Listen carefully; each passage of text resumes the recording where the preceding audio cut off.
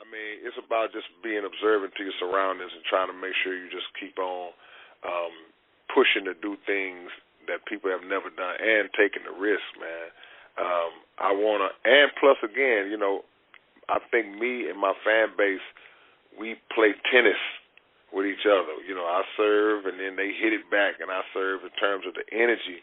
So when they get excited about something that I did, it motivates me to try to do something else for them that's going to keep them excited, because I just know how this thing works, man. I know how this cycle goes where, you know, the greatest of the greats in a lot of cases, they fizzle out after a while in terms of the creativity, in terms of the passion, you know, all that in their craft.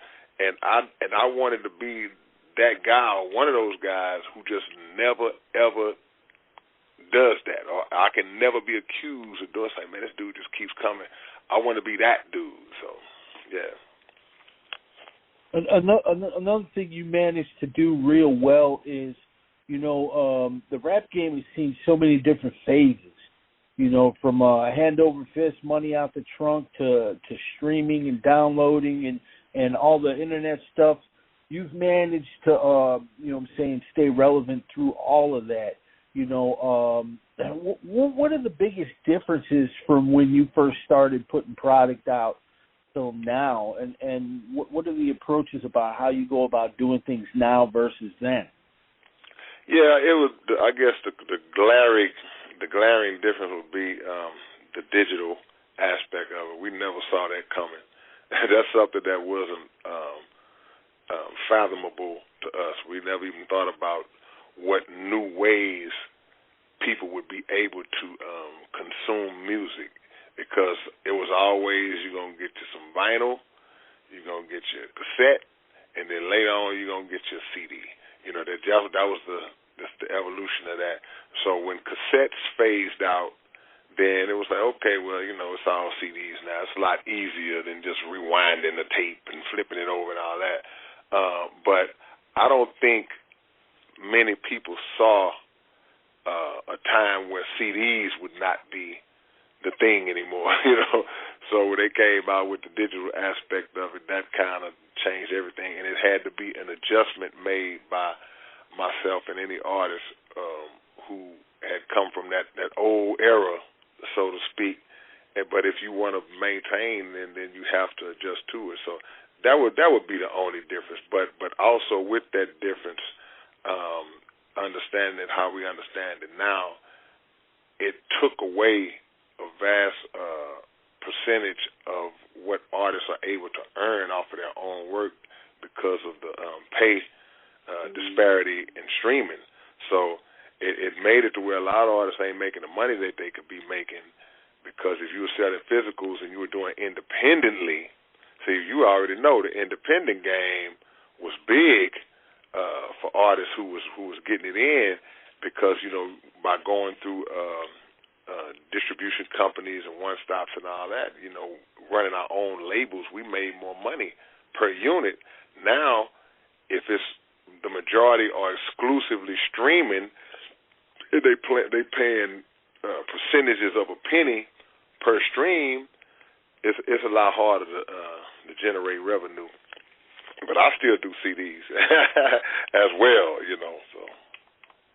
Yeah, you're blessed to have a fan base of collectors. You know, we like physical product over, you know, the streaming and stuff.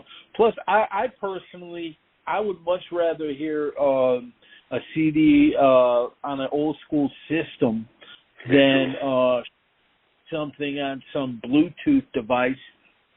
It just sounds better to me. Yeah, I agree.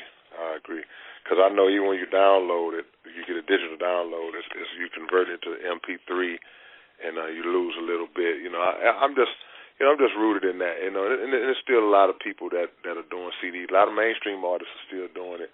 You know, so it's not all the way out. But I tell people this all the time. Also, I don't blame the fans, because if it's an easier, more convenient way for them to get the music, okay, compared to back in the days, we had to get up, go to the record store, get the album, pay for the album, blah, blah, blah, all that.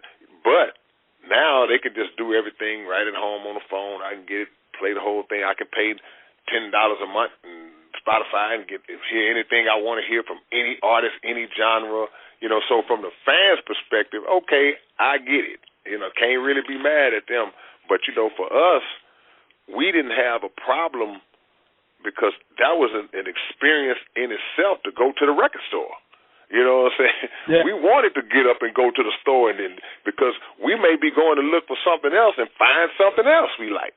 So it just, I think it took away that natural fun of being able to, just dig through the albums, dig through the records, and find what we want.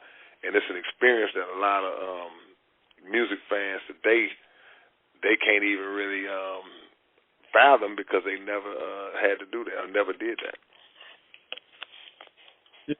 Absolutely. Make sure to subscribe to the channel, hit the bell for notifications, like, comment, share. Also go over to ugsforlife.com, download the entire archive, and check out new episodes on Apple Podcasts and Blog Talk Radio.